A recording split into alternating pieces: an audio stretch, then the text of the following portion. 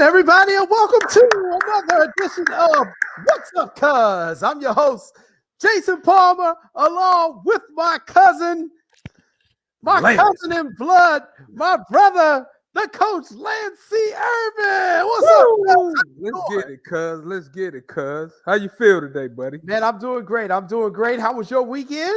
Man, it was good. It was great. You know, I feel good. You know, I'm representing. I'm gonna get that shirt seems like it's a little tight fitting over there. Oh man, leave my shirt alone. I'm sure you're gonna talk about it later, man. We'll talk about that later. We'll talk about that later. I'm not even gonna clown you because you got on the shirt for our special guest. I'm not.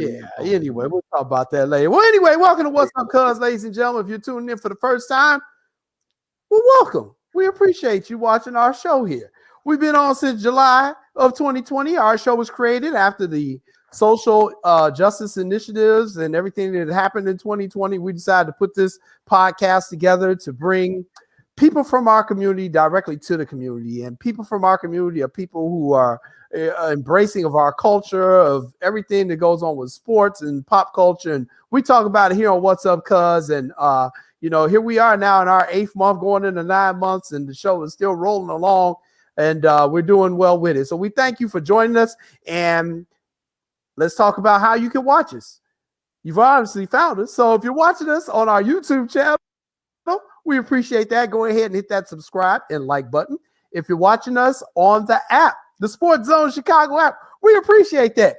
And there are 3 places where you can get the app. You can get it from the iTunes store. You can get it from the Google Play store, or you can get it from the Amazon store. See, you thought you was going to stump me this week. See, you thought you was going to get me. I was waiting for you. You was trying to come for me. You can get it at the Amazon store too. See, so go ahead and get our app, and that'll give you access to all the wonderful shows we have here on SportsZone Chicago. And Lance, you and I got a lot to talk about. We do. I got a bone to pick with you, though. Okay, what's the bone? Next time you and Maya try to upstage me and have me jump on late because y'all trying to steal the show from me, y'all don't want me to come out here and give the fans my knowledge and some of my wisdom. Y'all try to give me a script 5 minutes before showtime and try to make me look bad. That's all right, because I still love you. We had some odd circumstances, and we were a little late in getting you. Man, you and Maya did me like that on purpose. See, I expect that from Maya. But I don't expect that from you. It wasn't 5 minutes before the show. It was more like 3 minutes before the show. But we do apologize that putting you in a rush. Like I said, you're the younger cousin. I expect that from Maya. I don't expect that from you. Okay, I'm sorry. But anyway, we got a lot to talk about. We got some great guests coming up on the show tonight. Because today, you know what today is, Lance? What's today, cuz? Today is March the 1st. And do you know what that means? What does that mean? Something about women? What? Break it down for me. March the 1st is Women's History Month. It's Women's History Month. So for all this month, we're going to be celebrating the contributions of women in sports. On our show, we're going to have a lot of female guests who are going to be coming on, who are journalists, who are athletes, who are coaches. And we're going to celebrate women in sports. Later on in the month, we're going to talk about Title IX and its impact on the sporting world. So lots and lots to talk about here in the month of March because it's Women's History Month. And you outdid yourself with these 2 guests today. You outdid yourself. You know what? We're going to let you back in the family because you outdid yourself today. Woo, you came with some strong guests. You outdid yourself. I'm so proud of you, cuz. Oh, I appreciate that. So tonight, coming up at 6:30, we have got 2-time gold medalist. She stole our hearts in Atlanta at the 96 Olympian. She was also an Olympian in 1992. Gymnast Dominique, awesome Dawes. Dominique is joining us at 6:30, Lance. Hey, Jay, I got so many calls these last couple of days when I told them Dominique Dawes was going to be on the show. Woo, boy. I know. Dominique is fire. Great gymnast. I loved watching her. You know, I thought she was really good, and she overcame a lot, just reading and stuff about her. So I can't wait to talk to her. Yeah, I can't wait to talk to Dominique either. It's going to be a really great interview with her. So she's coming up at 6:30. And then at 7 o'clock, we have one of our own from here in Chicago. She is the writer for the Chicago Tribune. She was the Illinois Sports Writer of the Year. She was the first female to ever win this award in the history of the award. She covers the Fighting Illini. She covers Northwestern. She covers Loyola. She's going to talk about the college basketball hoops in the area. Shannon Ryan. Shannon Ryan is going to join us at 7 o'clock. She's another trailblazer in the industry, Lance. Hey, Jay, Shannon is great. Matter of fact, one of Shannon's better stories was about about yours truly. So I'm gonna ask Shannon about that. I'm gonna ask Shannon about that story. She probably won an award with that story she did on me. So I'm gonna ask her about that. See, you think you're gonna ask her about something else? No. We're gonna focus on my story Shannon did. Oh God. Always finding a way to promote yourself, aren't you? Boy, I tell you, our reputation precedes us in this family, boy. Because we already got Stadium Dropping Joseph. We got the award-winning journalist who's trying to sabotage me, my cousin. That's award-winning journalist. I mean, heck, what else? I got to get in where I fit in. We have the super producer, Maya. So, hey, I just got to get in where I fit in at this point. So you're just giving yourself flowers. Okay. We can roll with that. All right. So we got some topics. We got a lot of stuff to discuss. Also, we got Joseph Phillips coming up later on. We got a poll question results to announce. You know what? Let's talk about the poll question. Let's talk about that real quick. No, let's not talk about it. I'm sorry. I'm skipping ahead. I'm sorry. I'll go back. Let's talk about baseball. Baseball. It started. The White Sox and the Cubs have started spring training games. You know what that means, Lance? What does that mean, cuz? These games are absolutely meaningless because half of these dudes ain't going to be on the team. but they have started. The White Sox and the Cubs have both started their spring training games. Javi Baez, he looked pretty happy. There's Javi. He reported he looks pretty happy. And then yesterday, Adam Engel, he crushed the ball, if I'm not mistaken, in the White Sox game. Adam Engel had a big 2-run jack. I think we see him coming around the bases. But Adam Engel, he came in, he cranked out a 2-run shot yesterday. But, again, it's off pitchers who, I think you could pitch better than these dudes. Hey, Jay, I'm probably could, but I'm not going to give myself that much credit. But like I said, he hit that ball, didn't he? Yeah, he got one. He hit that ball, but I'm happy our man Jose Abreu is back. So I'm you know what, Jay? I'm really thinking about our White Sox. Okay. Unless there's a slippage, you got TA, you got Luis Roberts, Madrigal, Adam Engel. Jay, if the pitching staff comes through, too bad we had to trade Maya's guy. I'm not going to get her started. Yeah. She was promoting.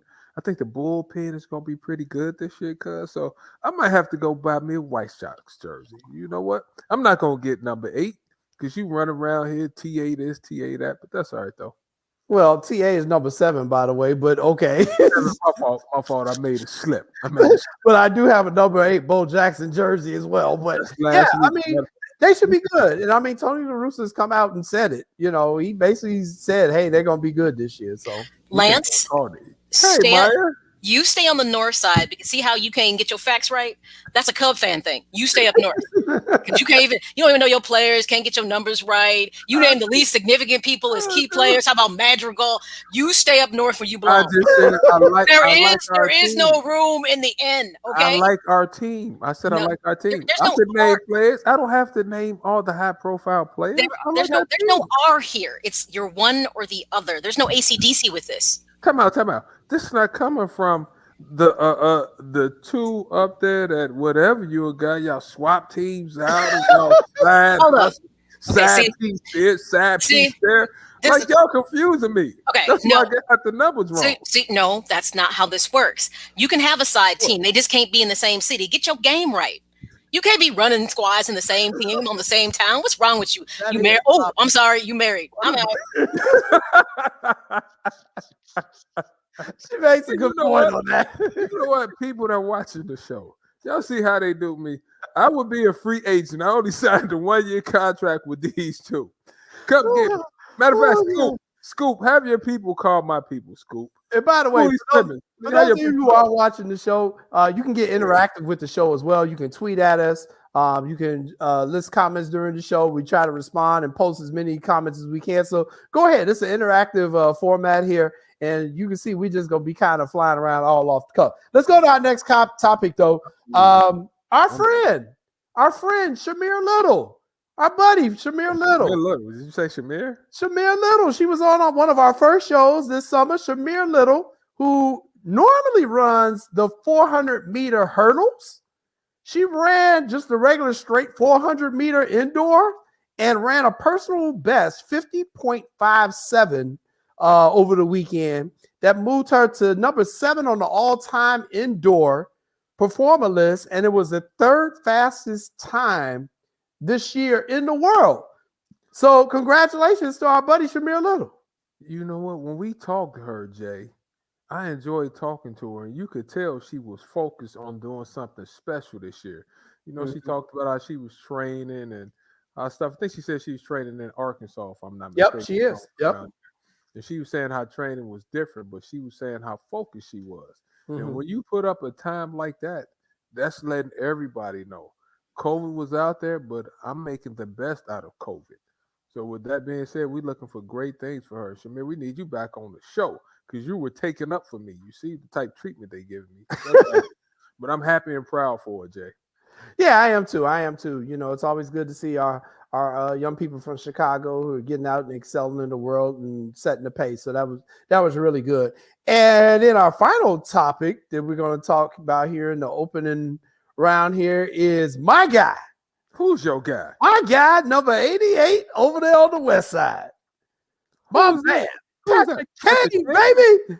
Hey, you know, look at him in the brand new retro uniforms we got. The Blackhawks got like 35 different versions. Hey, that jersey is nice. Yes, it is. Bad man right there, too. And it's only $224.99 to a certain person who may be watching in my household. But yes, Patrick Kane put in career goal number 400 yesterday against the Detroit Red Wings as the Blackhawks win. It moved him. I think he's like 4th or 5th all time in the Blackhawks goal scoring list. I think it was 4th, but I tell you what, I'm happy for the Blackhawks. I think they're 12-7 right now. They're rolling along. I'm trying to stay in tune with hockey because I know my hockey cousin is over there, want to clown me, and I knew Patrick Kane was 88. I do know that. Is that where you got the 8 from earlier? Yeah, I got the 8 from Patrick Kane. I was thinking about Patrick Kane because I knew he had done something special. See? No, but the Hawks, they keep rolling along, Jay. What type of year you think they're going to have, Jay? You think they're going to be special? I didn't think they were going to do this at all. I didn't think they would even be close to the playoffs. And right now, they're a playoff team. Are they one of the elite teams in the NHL? No. Are they playoff team? Yes. And, I mean, everybody in hockey damn near qualifies for the playoffs. So that may not say much, but, the thing about the hockey playoffs is once you get in, it's a whole new ball game. It don't matter what seed you are. So I've been very impressed with them, and this is a young, exciting team to watch. So just very happy for them, but very happy for Patrick Kane. That's a heck of a milestone, man. He's still doing it, man. He's still a threat out there. That's a heck of a milestone, Jay. You scoring goals like that. I mean, and like you said, it's like scoring points in basketball.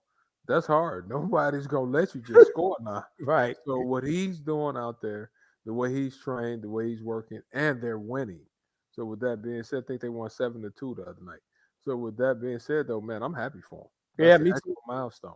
Yeah, doing a heck of a job. So let's go to our poll question results from our last poll question. So our last poll question that we asked last week was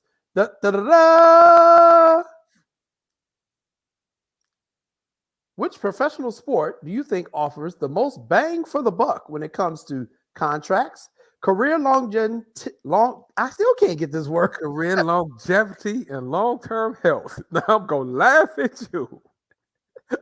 Oh, thank you, cuz. Thank you, cuz, for helping me out. I don't know why. It's like my mother could never say Czechoslovakia. I don't know what's going on. Anyway, so that was a question: baseball, golf, tennis, or race car driver. And here are our results. What's the results? Golf. Golf won. You know what, Jay? Golf followed by baseball, then race car driver beat out tennis. That is a very interesting result. You know what? Not expecting. I'm changing my answer. I'm changing my answer, Jay. Well, I'm changing my answer. I'm going with football because JJ Watt, I'm putting it in there. JJ Watt just got 23 million guaranteed.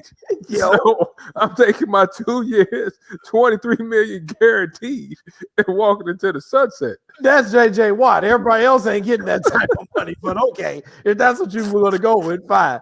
And remember, everybody, the poll question is sponsored by the Chicago Crusader newspaper. You can visit them at www.chicagocrusader.com. And speaking of the Crusader newspaper, it's time to bring on our guy.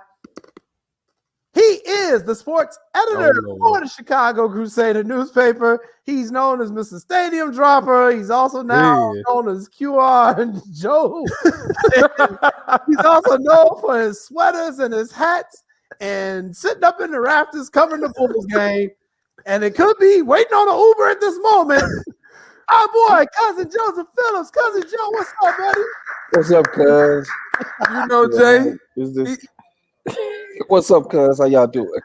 It looks like he's in the press box, Lance. That's what I'm going with.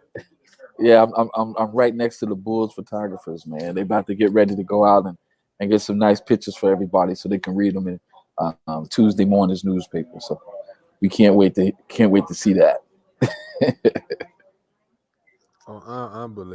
Unbelievable. Stadium dropping jokes. What's good, cuz? What's good, cuz? What's going on, cuz? I keep hearing you call Tim Anderson number 8. What's going on with that, man? We got to get that straight. See, I know White Sox fans don't ever have their facts right because they don't show up to the games, and that's their problem. You know what? I'm going to let y'all get y'all laughs today. I'm getting all laughers. But that's all right, though. That's right, though. So, Joseph, I take it you're at the United Centers. Tell us a little bit about the Bulls and who they're playing tonight. Oh, we get to play against AK's team tonight, the Denver Nuggets. And AK has already made a statement to the team prior to the game. He says, "Hey, I want you guys to win this game for me tonight. We need this win, or else somebody's getting traded." No, just joking. They better, hey, cousin Joseph, they need to be ready because that man Jamal Murray is about to bring fire to everybody in the future. Zach LaVine 2.0. Him and the Joker, they're coming. They very rarely have a bad game. Yeah. Shout out to Zach making an all-star team too. Yes, sir. Yes, sir. Number 8 in the building.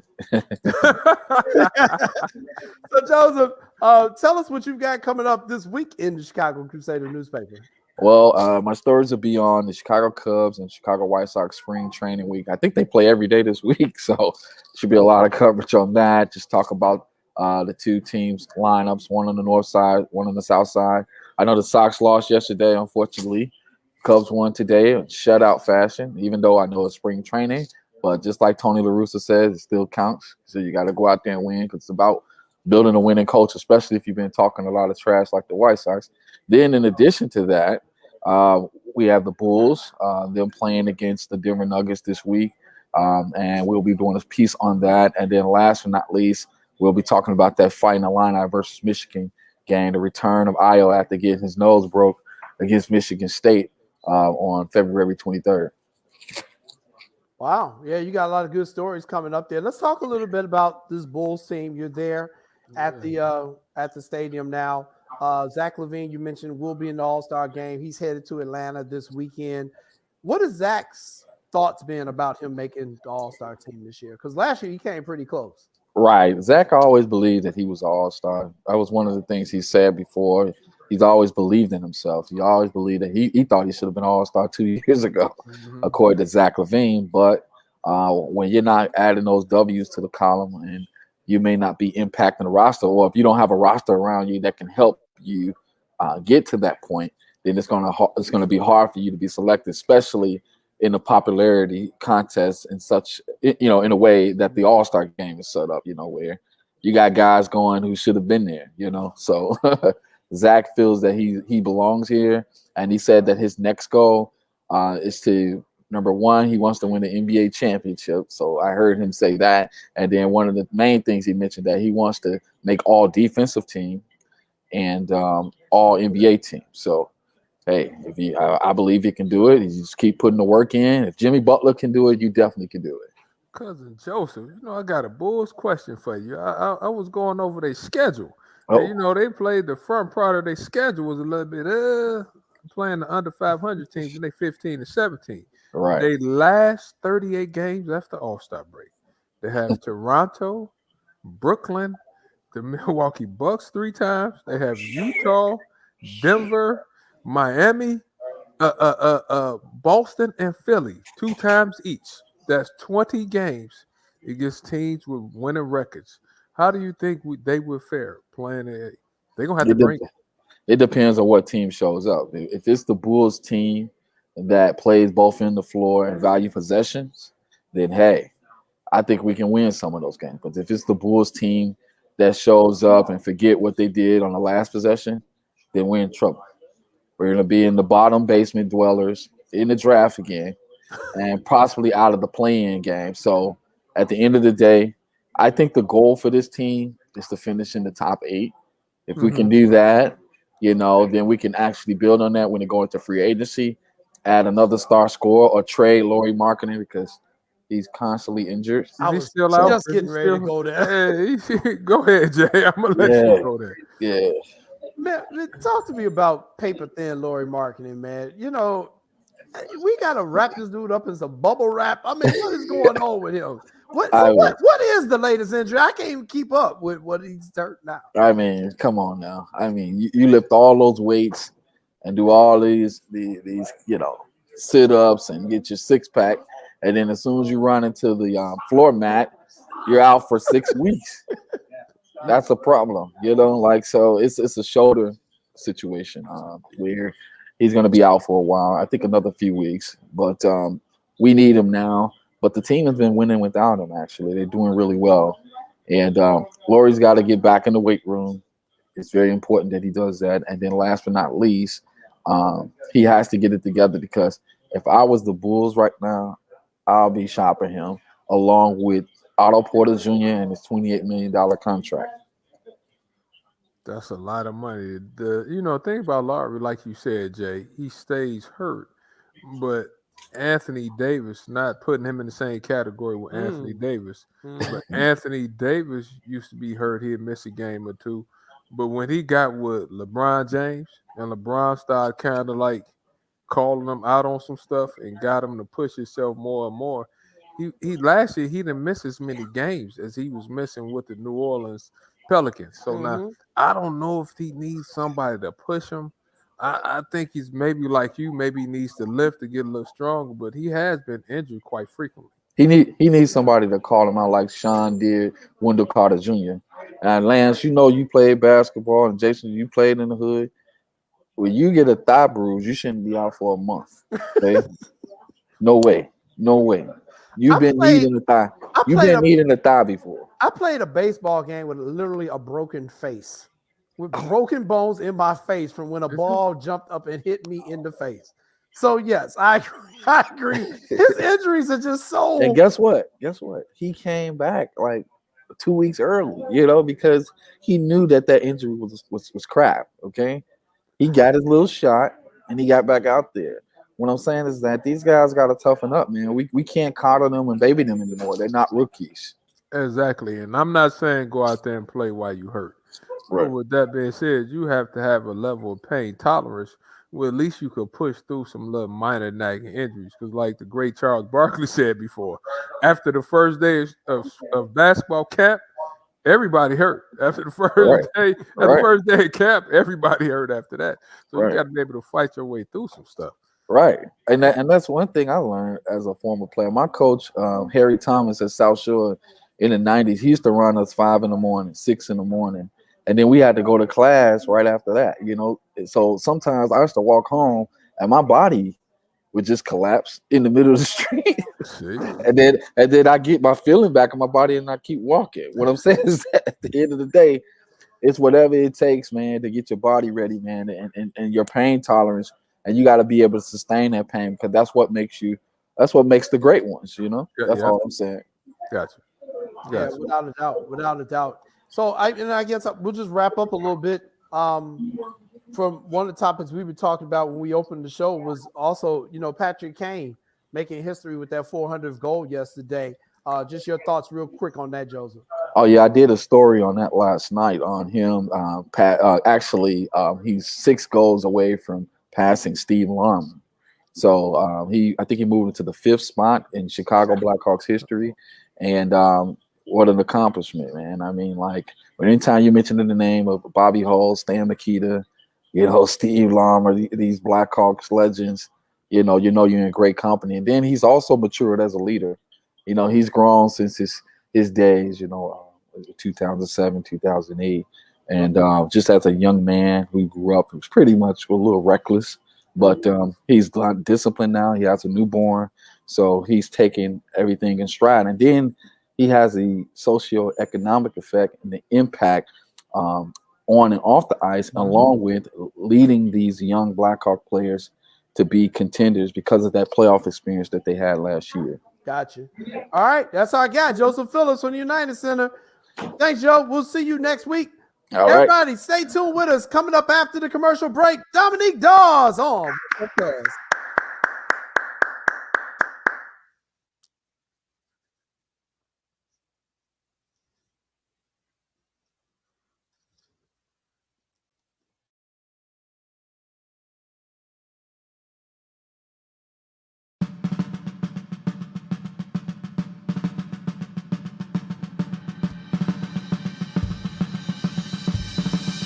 Lift every voice and sing till earth and heaven ring with the harmonies of liberty.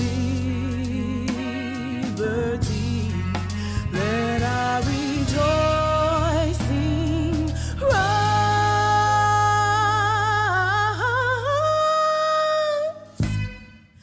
High as the listening skies, let it resound loud as the rolling sea. Sing a song full of the faith that the dark past has taught us. Sing a song full of the hope that the present has brought us.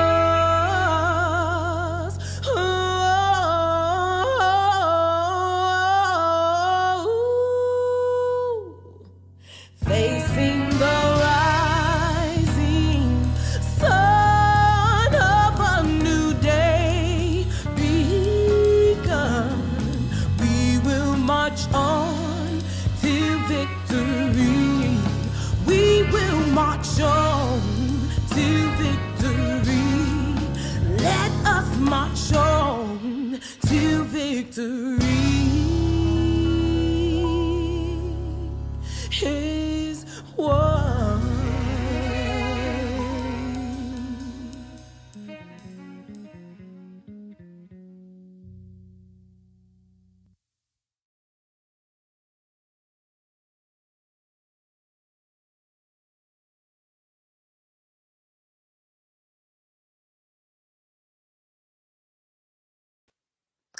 Welcome back, everybody, to What's Up, Cuz. I'm your host, Jason Palmer, along with my nutty cousin, Lancey Irvin. And cuz, we got a great guest coming up, man. We've got a person who, it's going to be very interesting interviewing her because, because we look at her kind of as like Dominique, we all kind of grew up with her.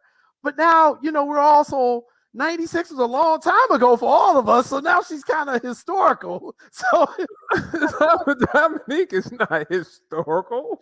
so, She is, but she's not. But I knew somebody special was coming on, like I said, the star of the show, because you had on your tight-fitting Tokyo polo. I knew somebody special. I knew it was a special show today. I do. I have my Tokyo Olympic shirt on that I bought when I was over in Tokyo in 2019. I thought the Olympics were actually coming. Killed it. So I'm wearing it. Unbelievable, but I'm happy for this next guest. I'm a little wait another year, okay? I'm gonna leave you alone until we introduce Dominique. All right, let's get our guest. All right, so coming to us, she is known for her role in the Magnificent Seven. She's a 2-time gold medalist in the Olympics. She was the one we all fell in love with in the Atlanta Games, representing our community, representing the country. We are so proud to have her all the way from Maryland, where she now has her own gymnastics business going on. Dominique, awesome, Dawes. Hi guys, thanks for having me on. I appreciate it. Thank you. How are you, Dominique? Thank you so much for joining us. Dominique, we appreciate you being on. And like I said, I don't know if you heard me, but I knew it's going to be a special show. My cousin has this tight-fitting shirt on that I've been teasing him about all day. So excuse the tight-fitting shirt. No, I appreciate it. And the exciting thing is Tokyo 2020 is going to happen just in 2021, which is There exciting. you go. There you go. Oh, Dominique, you lost me on that one.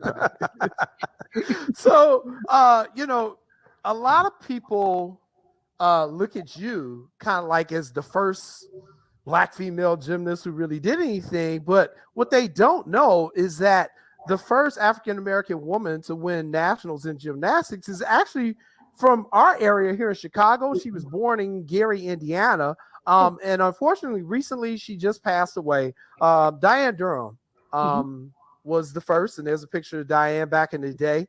And she's someone who I know was very important to you and inspirational to you. So can you talk a little bit about Diane and her contribution to the sport and what she Yes, and my heart goes out to Diane Durham's family, her husband, on this sudden passing.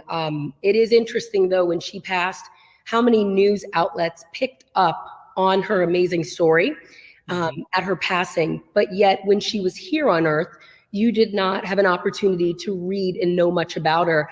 And her and I had corresponded in a limited capacity on Facebook. And back in 2016, when I was doing some broadcasting on Good Morning America for the 2016 Olympic Games in Rio, I had given her a shout out saying that she was a role model for young African-American gymnasts and many minorities in the sport, being the first to win a national championships. And back then she reached out to me and said, thank you so much for giving me some credit, because she really didn't get very much credit. And I even know in my upbringing in the sport, I did not really hear anything about her name until I was about to go to the 1996 Olympic Games in Atlanta, Georgia. And it's pretty sad because I was in the sport since 1983 and heard very little about Diane Durham and the opportunities she allotted people such as myself, as well as Gabby Douglas and now Simone Biles. And so I do love the fact that people are speaking about her, and literally every single national sports outlet was giving her credit, but it's sad that she had to die to actually get all of that coverage. Right, without a doubt. I like to give people their flowers while they're here. Yeah. And it is unfortunate, but we are learning more about her and her legacy. And she actually had a gym here in Chicago too. Yeah. So we will definitely miss her. And you mentioned earlier that I opened my gymnastics gym here in Maryland, and she was one of the first people to reach out to me when I opened my doors, offering advice and wanting to lend a hand. Again, we were corresponding via Facebook, and then sadly she ended up falling ill.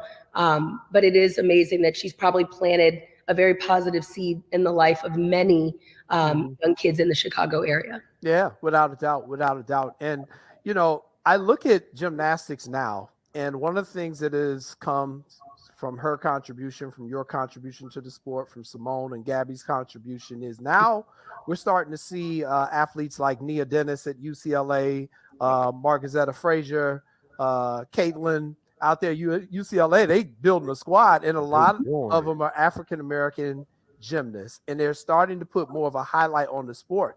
And the thing I really love about these ladies is that they are expressing Black culture in a lot of their routines, which is something I've always wanted us to kind of do, whether it was in figure skating, gymnastics, is, it's okay to express our culture in this stuff too.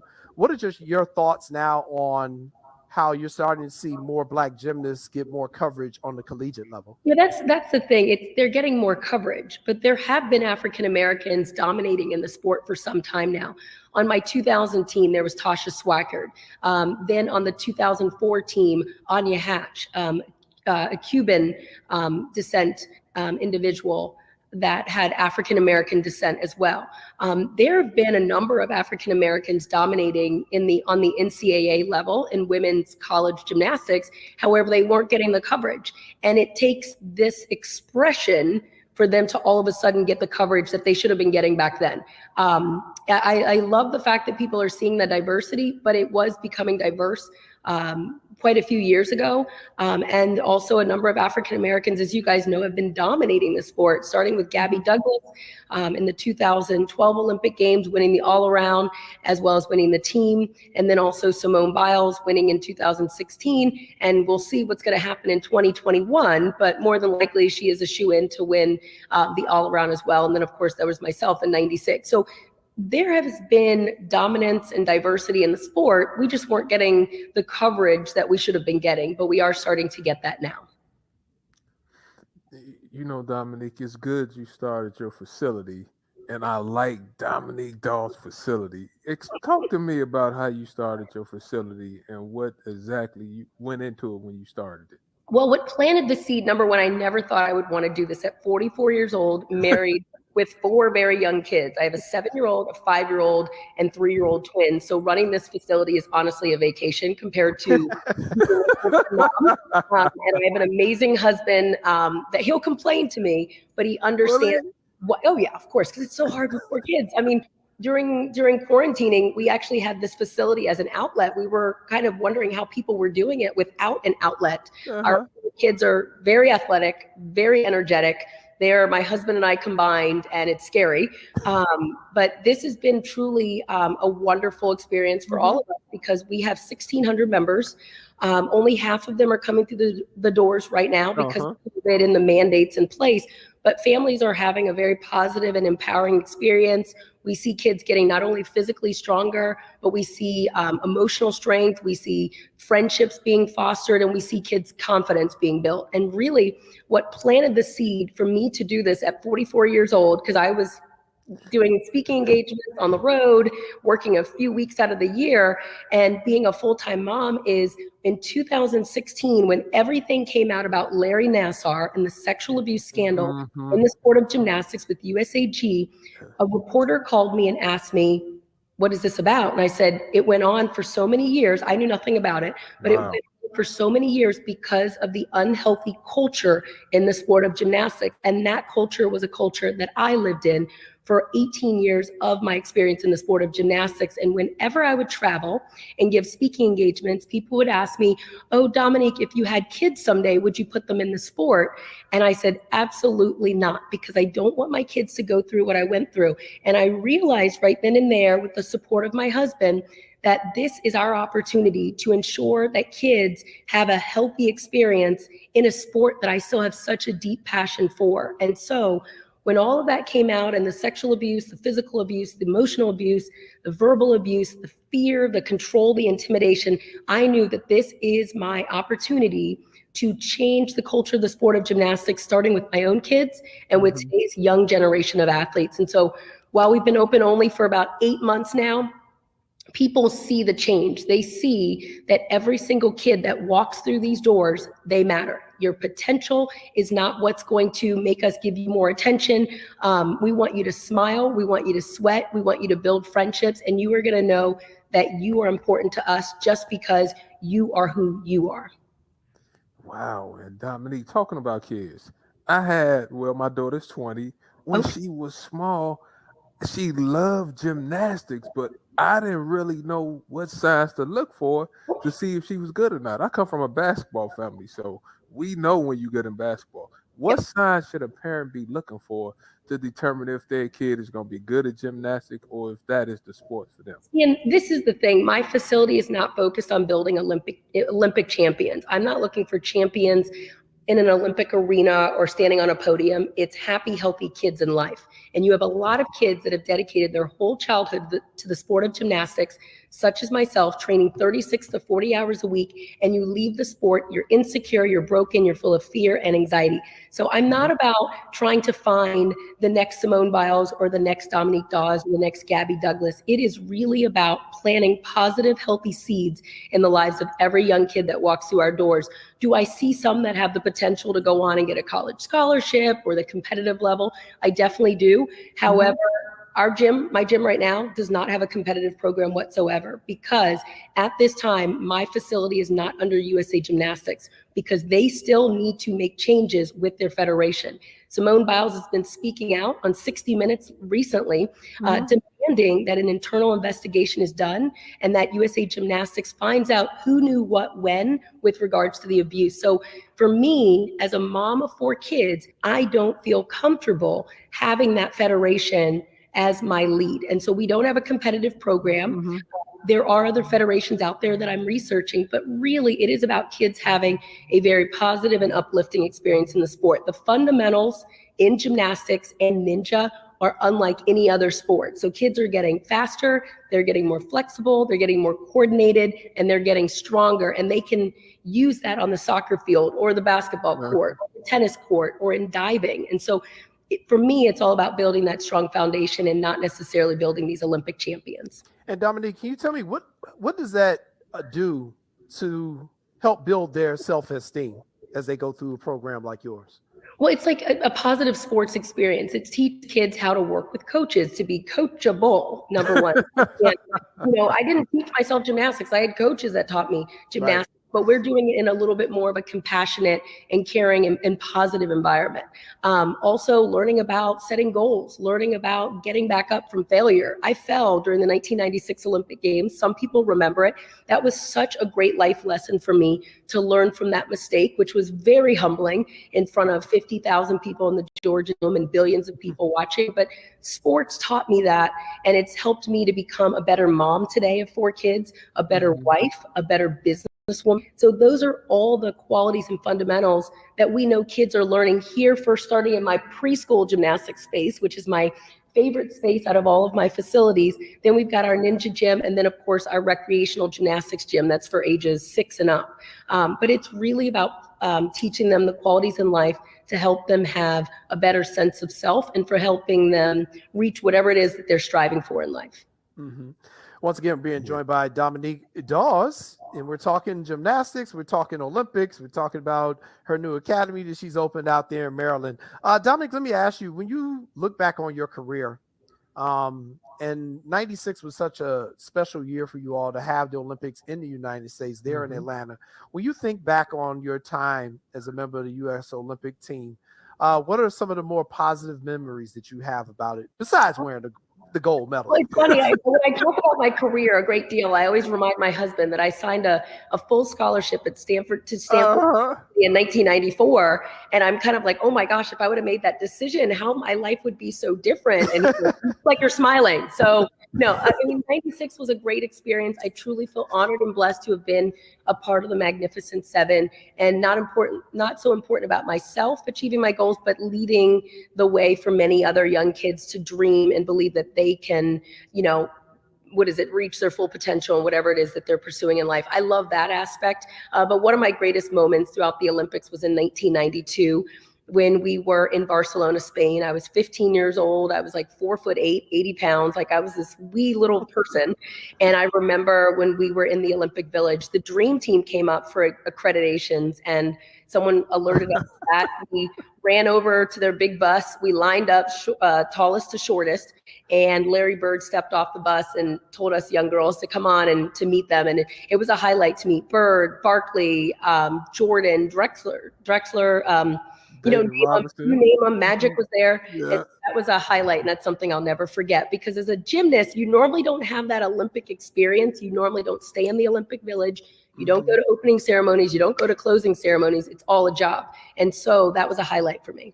Wonderful, wonderful. And coming out of that, after that experience for you, you got to be in a video with my guy back here. Oh my goodness! I definitely couldn't forget about that. That was like one of my favorite songs, most beautiful girl in the world. I was like, that's Dominique in there. It wasn't that one. It was Betcha by Golly Wow. It was Betcha by Golly Wow. It sure was. I'm sorry. Yeah, what was that like? The most beautiful girl in the world, my taste. Right. I remember going to Paisley Park, Minnesota, super cold, and meeting him and Prince, who at the time was formerly known as, he was the symbol at the time. Okay. Meeting him, and he asked me what I wanted to drink, and I said hot cocoa. And so we went into his commercial kitchen, and he actually brought me out some Swiss Miss and was mixing hot cocoa for me in an amazing lace purple outfit with and I remember thinking nothing odd about it whatsoever because he's that talented and that gifted. But it is amazing in my walk, some of the experiences that I've had, like performing on Broadway, being in a musical video with Prince, or Missy Elliott reaching out, or just hearing that Lil Wayne has had me in 2 or 3 of his rap songs. I'm like, cool. But so I've had these great experiences, but I will say the highlight of my life, and always will be the time that I spend with my kids and my husband. And so, it does feel like that was a whole nother lifetime ago, with Prince. You know what, Dominique? I'm a huge Michael Jackson fan, so I'm not going to hold that against you. Okay. I like Prince, but not as much as my cousin does. But you just said something, Dominique, about, were you supposed to go to Stanford, and then did you decide to go pro? So what was your thoughts into doing that? Because Stanford is a big school, and I understand how pro is. And a lot of times, go ahead. Well, no, I was saying, and I was the top recruit that year in 1994. So that was like, whoa, that was a big deal. And Stanford University, I mean, I think for me, I'm smart, but not that smart. And so I think having an Olympic Games in my backyard, in Barcelona, on my resume really helped me get into the school. But it is interesting to just think back of how the trajectory of my life would have been quite different. But someone did get in my ear. They brought up the fact that there was an Olympic Games in Atlanta, Georgia. I could become a professional athlete. Mm-hmm. I came from a middle-class family. My dad owned a garbage company. And so we didn't necessarily have a great deal of money. And so when an agent approached me and said, you can make 6 figures like that, and you would just have to do the sport that you loved, it was appealing for a minute. But it really was, for me, what the driving force was, is the impact that I could make on those that looked up to me. Mm-hmm. Definitely. Because I was just thinking about, because oftentimes our basketball players go pro early. They used to be able to go out of high school, but then they stopped it. And they were taking a beating for doing that. And then when I read and I heard you just mention that, I had to ask you a question about that. Yeah, for gymnastics, it's quite different. We only make money for the Olympic Games, and then it's over. There really is no professional life, for a gymnast. And if we did go to college, we would have to forego our, NCAA and eligibility, and that would be tough. Mm-hmm. Now, Dominique, let me ask you this, because one of the things we're always concerned about here in Chicago are the lack of facilities and the lack of programs. The Chicago Park District is huge, but due to a lot of budget cuts over the last 20, 30 years, we don't have a lot of stuff like the gymnastics programs, the swimming programs, especially in the African-American community. What are things you recommend to people kind of from all over the country who are interested in getting their kids from our community in these programs? And is it an expensive sport to get into as well? Because I know the cost keeps a lot of people from our community out of it as well. Yeah, I think for the sport of gymnastics, it's very much a pay to play. It's private facilities. I think there's some YMCAs that do have gymnastics programs. I know in the New York area, there are actually very high quality gymnastics programs I've heard there, where they actually can compete even to possibly the collegiate level. But in other states, I don't think that's always the case. I would say that local boys and girls clubs do a great job, but I don't think they offer gymnastics facilities. That's one thing that, with my husband and I, when we started this first facility in Clarksburg, we're looking elsewhere in the DMV area, DC, Maryland, and Virginia. And I do see that there are limited opportunities in the DC metropolitan area, gymnastics facilities. And so that's something that I would love to be able to offer, but I need time to build these other academies. But I would say that the sport of gymnastics needs to be offered in these inner cities, but it's up to that local government, I would say, to be able to provide that funding. And it should be just as important as funding that goes to the school system, because sports experience helps kids learn about their physical health, emotional health, working in a team, and it gets many kids off the streets and doing something positive and productive. Without a doubt. And, you know, it doesn't matter if you're in DC, Chicago, Detroit, New Orleans, Atlanta, you know, idle mind is a devil's playground. Yes, and very we're seeing that all over the place right now. And I'm all for getting young people in as many activities as we can. Yep, exactly. They need positive role models. They need, I mean, my name gets kids through the doors, families through the doors, great grandparents, grandparents, parents remember my name. However, kids come through these doors, and what's getting them excited each and every time, they bump into me every now and then. I'm definitely not living here 24/7, but it's my amazingly positive coaches that love working with these kids each and every day. And kids need those positive role models, people that believe in them, that push them in a healthy manner to strive for a little bit more. And so, you know, I think especially during these COVID times, I'm hearing a great deal of kids dealing with depression, anxiety, a great deal of phobias, and falling into some unhealthy habits. And that's where sports can really take those things away from them and, you know, put them in a more healthier environment. Put you in the stable place. You know, Dominique, I'm not as young as you might think I am. So, you know, the training is different nowadays from when I started basketball. Okay. Is the training different for kids when you were playing, when you were doing it then, gymnastics then, than what it is now, or should it be different? I'm trying to make it different. I used to wake up at 5 o'clock in the morning when I was a little person, like a kid, and I would train 6 to 8 in the morning. I went to public school 8:30 to 2:30, and then back at the gymnastics gym 3 to 8 p.m. at night. And then I also trained 5 hours on the weekend. I don't think that allows you to have a well-balanced childhood. It's a full-time job. And even one of my marketing consultants, he said that he had brought his niece to my facility when I was training, and she said, "Oh my goodness, she looks too serious. She looks so sad."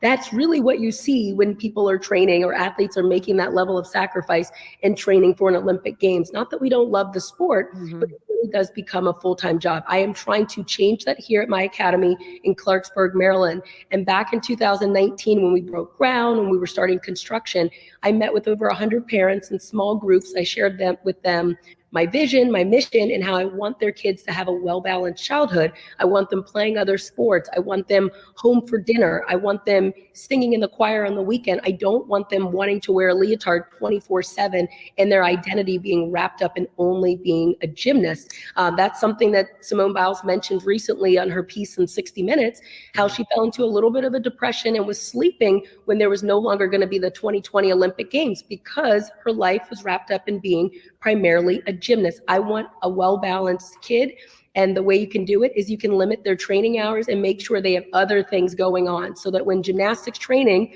is maybe a little frustrating or tough for them, it won't feel like it's the end of the world. I agree, Dominique, and that's one of the things I've always kind of stressed as well. You know, and God bless my mother, rest her soul. You know, not only was I a high school athlete in baseball, but, you know, I was also a Boy Scout. You know, I also did stuff with my church. I got a chance to hang out with my friends. And, you know, I just think I hear so many horror stories of these young teenagers missing out on important stuff in their life, proms, graduations, not even able to just go to the movies, for Christ's sake. So I definitely think you're going to be a pioneer if you can get more people to buy into this, not just for gymnastics, but other sports. But let me just talk real quick about the upcoming Olympics and Simone Biles. Obviously, she's going to be one of the greatest of all time. But we all were very disturbed when we found out that they're changing the scoring on a couple of her moves. Okay. I'm not 100% sure how the scoring goes in gymnastics, but if you could kind of explain to us, because a lot of people took this like, well, y'all just mad because Simone can do it and can't nobody else do it, so now you're going to downgrade what she's doing. Can you break that down for us? They're probably trying to create competition. I mean, she is that good that she is by far I mean, she could fall multiple times and still win it all. Back when I competed, we were capped at a 10-0. I had the talent and the ability to earn more, but they were unwilling to give it to us. So we had to water down our routines for those that were very talented because there was no point in taking the risk. Back then, the way the scoring system was, it stifled your growth tremendously. Like it was not good for my career.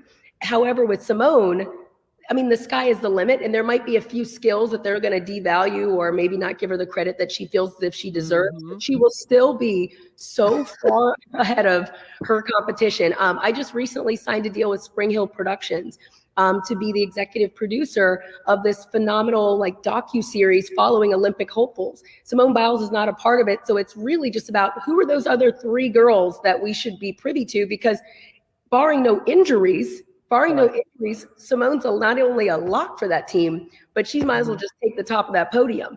It's amazing to watch her, and I'm actually just thankful I'm no longer competing because I. Come on, Dominique.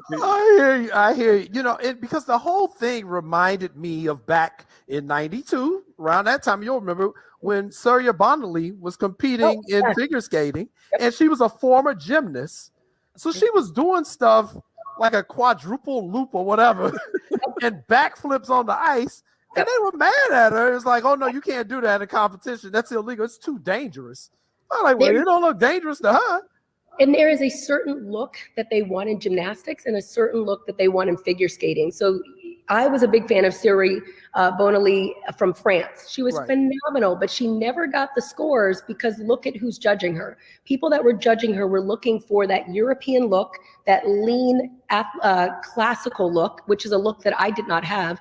And so it was a very subjective outlook that they had, and her scores reflected it. So it's a shame that she was so far ahead of her time, or you can look at the sport and just not embracing her body type. I remember being told that my legs were a deduction. I was born with bow legs. It's not like I'm separating my legs. And so I remember thinking to myself, they keep saying my legs are apart, but this is the shape of my legs. I have flat feet, so I'm not going to have a toe point like a Russian ballerina, but I was deducted because of the body type that I was blessed with. That's the problem with the sport of gymnastics, and that's the problem with the sport of figure skating. Is it changing with the new scoring system with Simone Biles?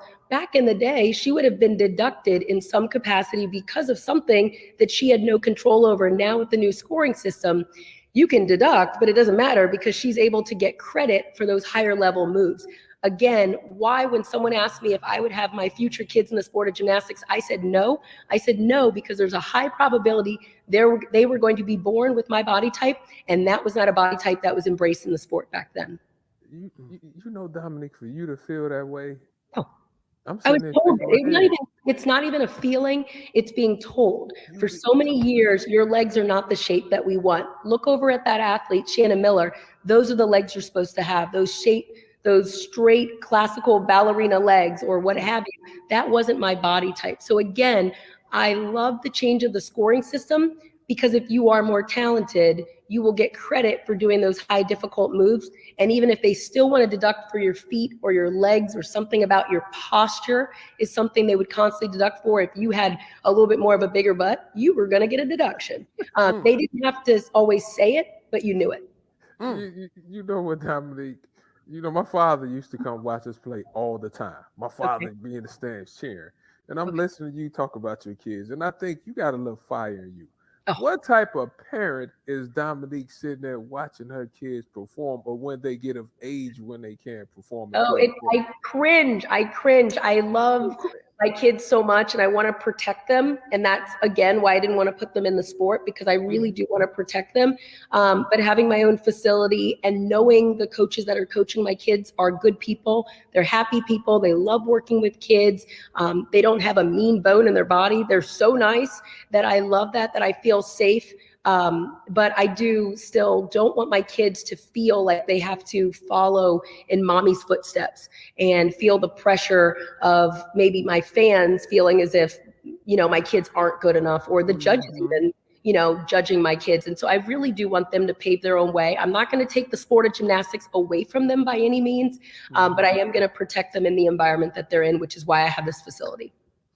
Well, Dominique, we have a video that we're going to play as well that your people were glad enough to send us. And it's you and your children and your kids and and I can tell they're just having fun. They're just having fun. You know, they're learning the fundamentals, but for them, it's fun. Yes. And I think that's the message we need to get across to all these parents out there. So we just want to take time to say thank you so much for joining us. Thank you both. And it's just been an honor to have you on our show. And we're going to be pulling for everybody in the Olympics in 2021 this year. And I know you're going to be watching and pulling for Simone and the rest of Team USA as well. So thank you so much. Thank you guys for your time. I appreciate it. Dominique, thank you for your perseverance. We're going to take a commercial break, and then we'll be right back. You're watching What's Up, Cuz. This is a month for everyone to really think deeply about the history of this country. And not just the contributions of the most famous African Americans in our history, but the contributions of everyday people. The fact that there is no America as we know it without the African American community. The fact that we've got to come to grips with our history so suffused by racism and overcome it. Looking back on history is a chance to think about what we can learn and do better. So this is a powerful time of transformation. The Black Lives Matter movement has educated people, opened eyes. Folks all over the country are looking for change. They're looking to do something differently and leave behind the broken reality of the past. Obviously, an amazing year because for the first time in our history, a woman of color as our Vice President of the United States, Kamala Harris. So this is going to be a year of tremendous progress locally and nationally. So let's celebrate Black History Month. Let's remember, but let's be inspired to do a lot more right now.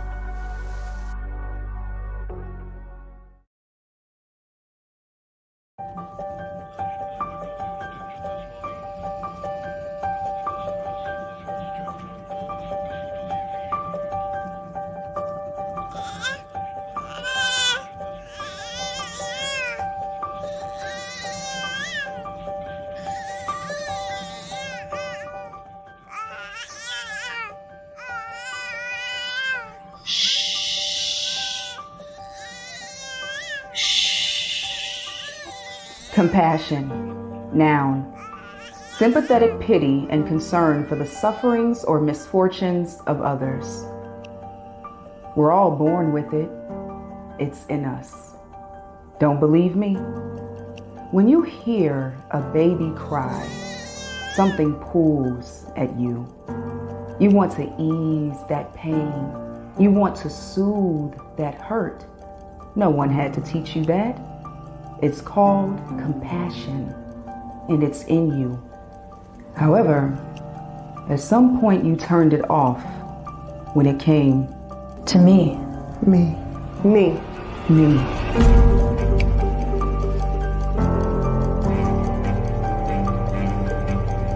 The cries of my soul have gone unheard, but today, you will hear me.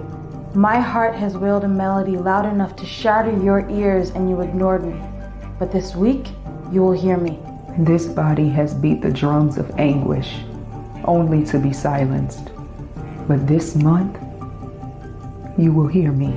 This year, this decade, this century, I will be heard. And you will be the one to hear me. And when I am finally heard, show compassion. Show compassion. Show compassion. Remember, it's in you.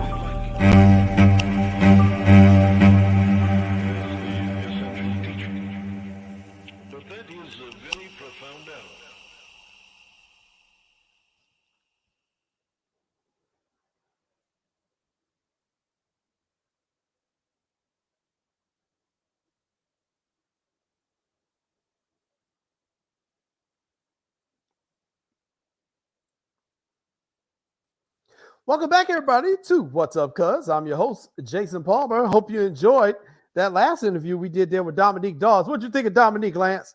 No, I love Dominique, but one thing she said, Jay, first of all, you had your tight shirt on for Dominique, so I'm not mad at you. One thing she said, the scoring system stifled your growth. That's a shame. It is. Because I could do other things that you might not be able to do, so I'm going to get points taken off because you can't do what I can do. And if my body is different than yours, that's a travesty to sports. It really is, and I really hope they've kind of fixed that. You know, the thing about gymnastics and figure skating and all those sports that are judged subjectively, you know, it used to be the old Eastern Bloc, East Germany and Russia was going to give you some terrible scores. But hey, so we're going to talk about Dominique a little bit more later because we want to get to our next guest. She's also a history maker. She probably doesn't feel like that, but we're going to call her a history maker. She is joining our show. She is local from here in Chicago. She is currently one of the sports writers at the Chicago Tribune, but more recently, she is the, I'm going to get this right now. I wrote it down so I didn't mess it up. You're the right. T20 NSMA Illinois Sports Writer of the Year, and she is the first female to ever win this award, I believe. So she makes history because it's March the 1st. So it's Women's History Month. So we said, hey, let's get her on our show. Shannon Ryan is here. Shannon, how you doing? I'm great. How are you guys? Hey, Shannon, great. how are you? Congratulations. Congratulations on the award. I know, you know, it's not easy to get recognition from our peers in the line of work that you and I are in. So when you get it, you got to run with it. Yeah. You know, I was thinking though, you know, all these things you hear about first, and to me, I mean, I appreciate the accolades and everything, but, you know, I just think of, it's almost a shame that, you know, it's 2021. And I think of all the great women in Illinois who have covered sports, who definitely deserved it way before this point.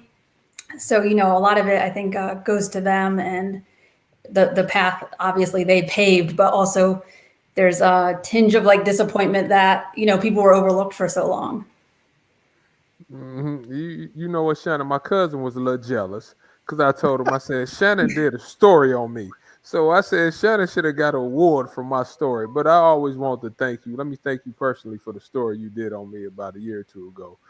You really helped me deal with some of my cancer issues, just helping me get the word out and helping me help other people to battle through some of the cancer treatments and cancer things that we're dealing with. So I want to thank you, and anything, you know, I could do for you, please let me know. But I'm happy you got the award because you are really, really good. Well, thanks, Lance. No, I really appreciated you sharing your story. I think that's when sports journalism is at its best. It's when there's a trust factor sometimes to tell those types of stories where someone feels like opening it up, and then, you know, through the Tribune and through the reporter, you can share that with a lot of people. And after writing about Lance's courage and the family connection, and there was just so many elements to that story, I think, about you and your family and your perseverance, that a lot of people could relate to that. So I feel like that's kind of the best part of writing sometimes about athletes and sports, is there's so many inspirational stories and people who are so motivating because they push themselves so hard. So I really love telling those stories, and I especially enjoyed getting to know you better and your story. Appreciate that. Has it been tough finding interesting sports stories during COVID for you, Shannon? No, the opposite, actually. There's too many. I mean, because for me, I think, and a lot of people, but sports, it's, you know, there's always that idea of like stick to basketball, stick to sports idea, which is like real ridiculous because sports has always had this intersection with society and, politics even. So really, I mean, writing about COVID and what's going on in society and the world and connecting that with sports is really what we should be doing. And it's just such an unusual year, and there's so many just bizarre things to document in a way. I mean, you do feel like you're documenting part of history. So, I mean, it's been gratifying. I mean, it's been hard to like everybody to kind of see what everybody in the world's going through, and there's been a lot of loss, but it's also just been professionally, I guess, challenging, but in a way that motivates me, I think, other reporters to find these stories that reflect what's actually going on in the world beyond the games. Yeah, without a doubt. So, Shannon, how have you been able to cope with how you cover teams? Because it's obviously been different this past year. We're not allowed really around the players, and that's where you get some of your juiciest get those relationships. How have you adjusted? Yeah, I mean, I think some of that is you're trying to, that's I think what pays off with laying some groundwork ahead of time, that you have connections and you know the right people to call. But I think, it was funny, like the early days of the pandemic, there'd be coaches or players I'd call, or, former players who, they were always like the least guys, the guys who wanted to talk the least. And then I can't get them off the phone, because they're like, well, what's going on? How are you? Because I think everyone just was in this weird space. But it has been really different because I think so much of teams, their access now, professional teams, it's not like the open locker rooms anymore where you can kind of mill around and observe things.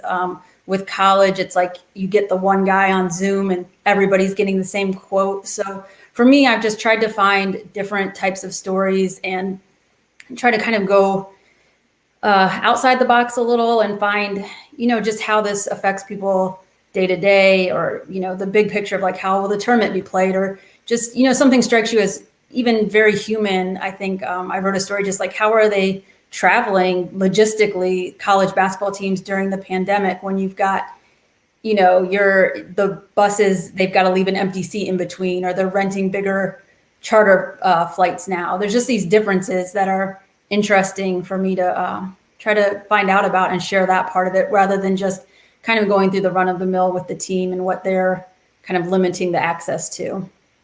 What is it going to be like covering March Madness during this COVID? Because obviously it's coming up. They're going to have everything in Indianapolis.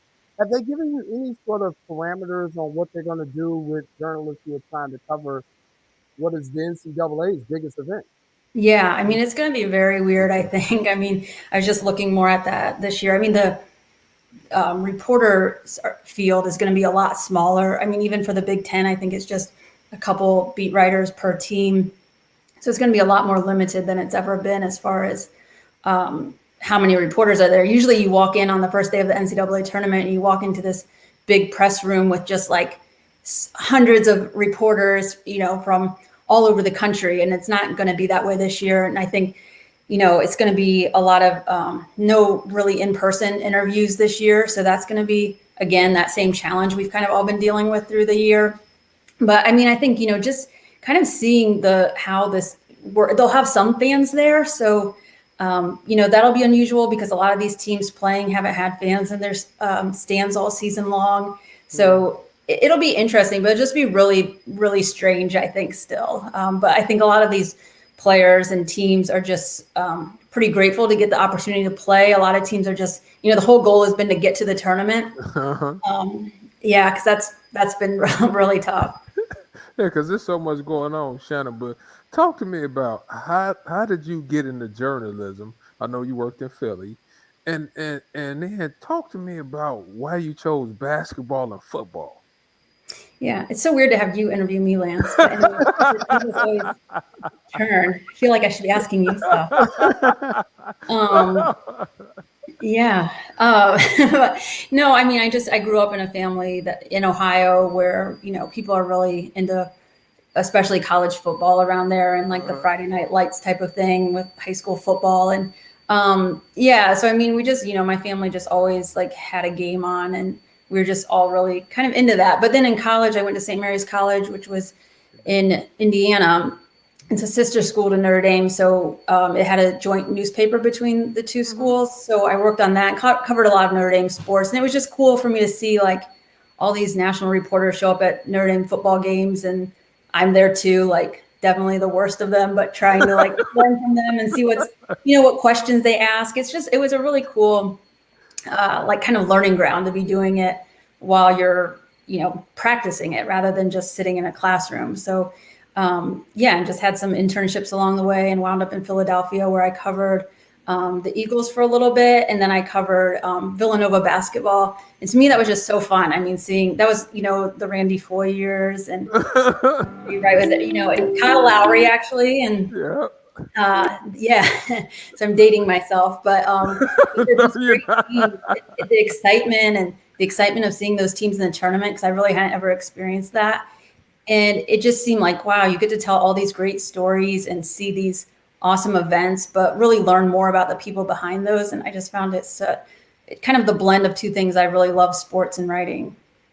when you covered those guys, was Jay Wright the head coach? Yep. Still well dressed then. I was gonna ask you, so you fell for the suits. That's why you got interested in the But Jay was a basketball. really good coach to start with too, because just really good with giving access to reporters and sitting down. That's kind of less and less these days. So I definitely learned a lot on that. And Philly is a great, like Chicago, a great sports town too, where I found it. I think I lucked out being able to be in both cities because just the people are so, borderline obsessed with their teams and just so passionate about it. But it makes my job a lot of fun knowing people care. Right, without a doubt. Once again, we're being joined by Shannon Ryan, award-winning journalist for the Chicago Tribune. And Shannon, I was going to ask you about that. I like how you all say Philly fans are passionate. They crazy as hell, Shannon. Let's stop using passionate. Okay, they crazy as hell. They throw batteries at Santa Claus and stuff. What has been the things that you've noticed being able to cover from the two major cities? Still my question. Chicago. What is the comparison? Which one is more fun for you?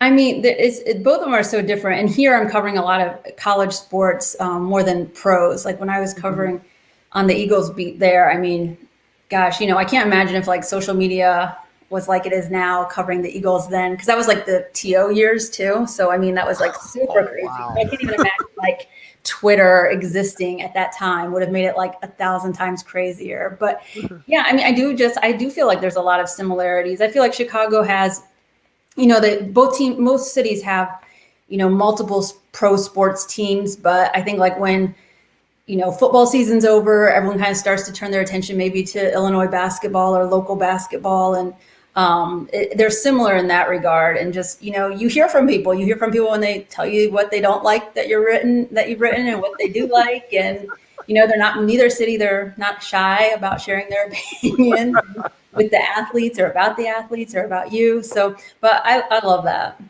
Shannon, you just segued into my next question for you. Local basketball.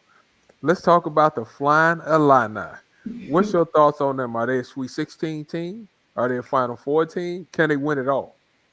I mean, it all depends on Io, right? I mean, with him being out right now, I mean, it sounds like he's pretty confident about coming back and how they timed that. And, right now, I think Illinois is, they know they're going to be in the tournament. So I feel like, it's probably smart not to like try to push him right now with what might be, probably a really painful injury to his face. But I think for them, like seeing how they can win some games without them, they played Michigan, and that's going to be super big test here.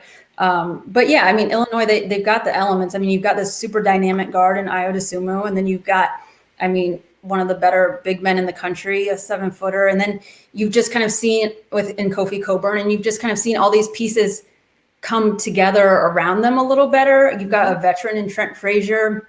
I think when you think of all the great Final Four teams or teams that make a run in the tournament, they've got those elements. They, might have a star, but they've got these veterans too. And I think he gives them that, and all those little things DeMonte Williams does. And how Andre Curbello's come along lately. And he's got quite a burden on him right now with Io out. But, things like that can pay off when it's tournament time. And then you have Loyola that's playing real well. I think Loyola's like 24th in the country the last time I checked. What's your thoughts about the Loyola Ramblers? I think Porter's doing an excellent job coaching also this year. Yeah, I mean, he really is. And, to see them follow up from what they did a couple years ago and be a potential tournament team. I think what's interesting this year about Loyola too is that I don't know how much of it rides on the Valley, like having, there's always that pressure. And that's one of the tough things I think about being a mid-major is like, okay, we can have the most wonderful season.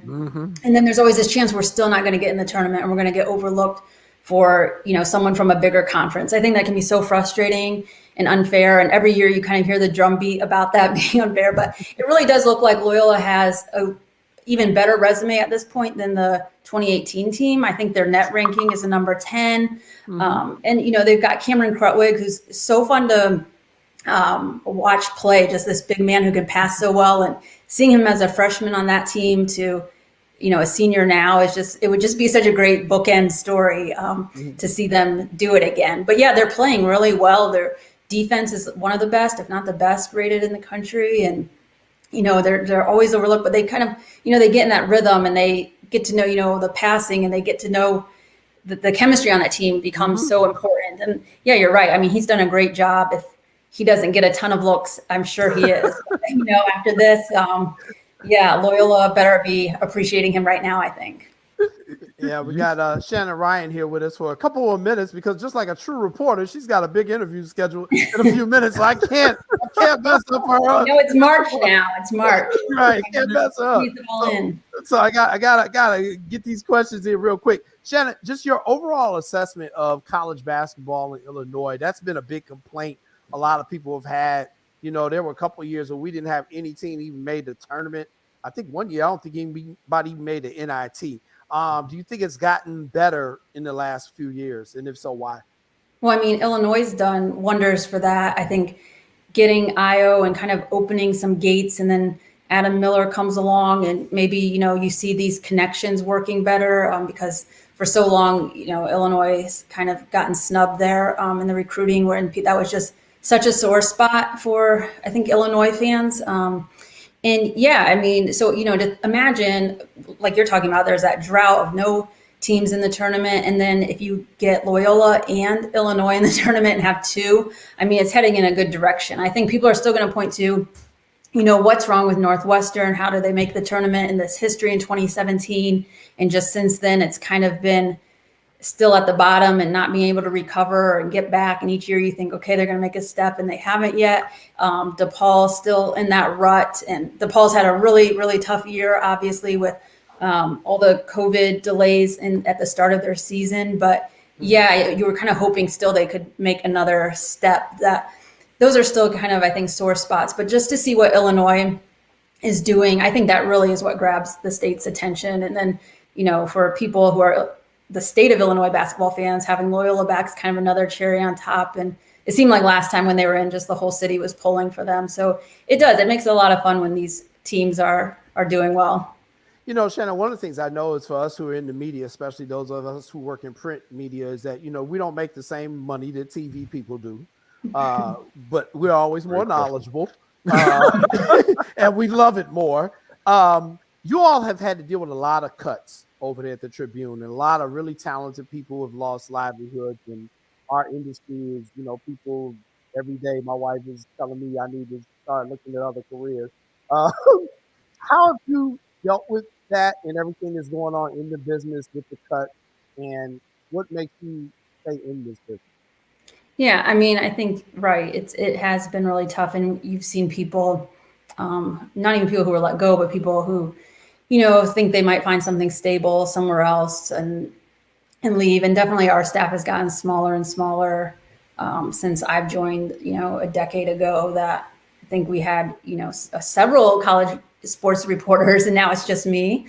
And that makes it a lot tougher. But, I feel like we're doing a good job, just because I think we've kind of shifted to thinking smarter about how we cover teams. And I think most people who, watch, if you're an Illinois fan, you're going to know the score right after. Or if you're a Loyola fan, you're going to follow every single game and know exactly how they did and who scored the most points. So I feel like we've really tried to be smarter about our coverage, and just, for me, trying to find different stories, or, a little more like inside knowledge about that team. Or, I wrote about Lucas Williamson on Loyola, who's doing this documentary film work, and just, finding unique stories to let their fans know more about the people on those teams. And then just, maybe like a little more analysis, and just trying to be smarter about how we cover stuff rather than that grind of the day to day. Sure. And I can't let you go without asking about women's sports and just the general lack of coverage that is given by media outlets. Just your personal kind of thoughts on that, being a female reporter who's covering men's sports. Yeah, I mean, it's tough because that's one of the things, as you see, local news outlets have to make cuts, and we have to make really tough decisions, right? And what are people buying the Tribune to get to read about. I mean, usually the Bears, right? I mean, no matter what happens, like it could be about, a Bears player eating their cereal, and that's going to be like our number one story. So, I mean, we obviously go beyond that, but I'm just, my point is like, it makes it really a lot tougher when you have fewer people and you're trying to do more with less to do that. And yeah, we've got to be even more mindful about that. I mean, Northwestern women are doing really great right now. And I know we've got some features in the works and have written some on them throughout the year. DePaul's always like consistently good. And yeah, there is a conflict of like, if DePaul women are so good, like, and the men are struggling, why do the men still get more coverage? So yeah, there's definitely like an ethical dilemma there too. But I think, one thing too, I think for women in sports reporters, it's tough because like those are the questions I get about like, well, why aren't you covering the women's team more? But I don't ever, the men don't get that question. And, for us, we want to, cover things that we think will, help us be successful or that we have an interest in or, what we have an expertise in. It doesn't always mean it's going to be women's sports, but, it should be kind of a shared collective responsibility in sports reporting. And I hope it's getting better. I know like with Candace Parker being with the Sky, I'm sure that's going to help a lot and there'll be a lot more focus on that. So, it's just tougher with you seeing, like you mentioned, these cuts and the pandemic and then trying to, give that the proper attention because that is an area where we definitely need to do some work. Wow. I was just going to throw out another job for you, Shannon. We're going to have the Lance, Irvin, Shannon Ryan, Jason Palmer podcast for the NC2A tournament breakdown, men's and women. So that's next on our play. All right. I'm into it. Well, Shannon, thank you so much for joining. Everybody, Shannon Ryan, Chicago Tribune. Go ahead and do that interview, and congratulations once again on the award. We're so proud of you. Thank you so much. All righty. Coming up after the break, Lance and I are going to chop up the sporting news of the day, and Maya's going to chime in on some stuff. And oh Lord, I'm going home. We got thoughts. You're watching Watch Up, cuz. Stay tuned. We'll be right back.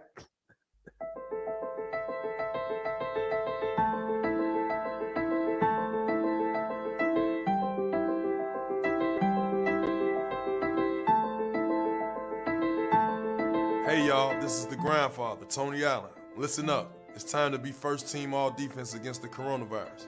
Here's a few tips. You gotta lay low, stay at home as much as possible, and please stay away from the crowds and gatherings. The more social distance from others, better for all. Even if you don't feel sick, stop the spread and play lockdown defense. Enjoy all that good Memphis restaurant food you want, but please make it takeout or delivery. If you feel sick, do not go to work or the store. And yes, I know you hear this a lot, but wash your hands. We're going to get through this, but we've got to work together like a team to make it happen. For more information on the coronavirus, go www.cdc.gov. And remember, first team all defense.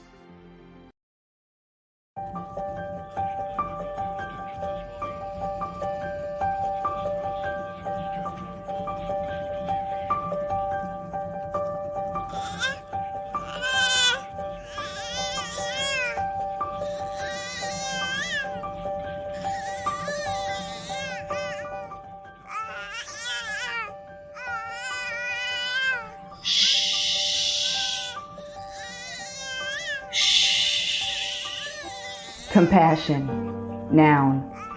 Sympathetic pity and concern for the sufferings or misfortunes of others. We're all born with it. It's in us. Don't believe me?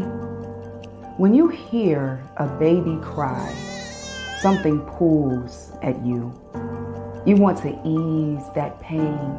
You want to soothe that hurt. No one had to teach you that. It's called compassion, and it's in you. However, at some point you turned it off when it came to me. Me.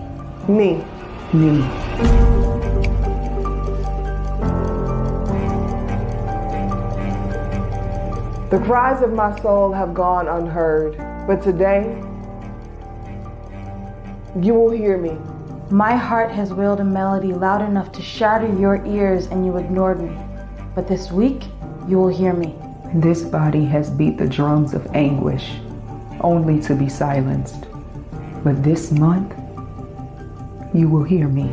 This year, This decade, this century, I will be heard. and you will be the one to hear me. And when I am finally heard, Show compassion. Show compassion. show compassion. Remember, it's in you.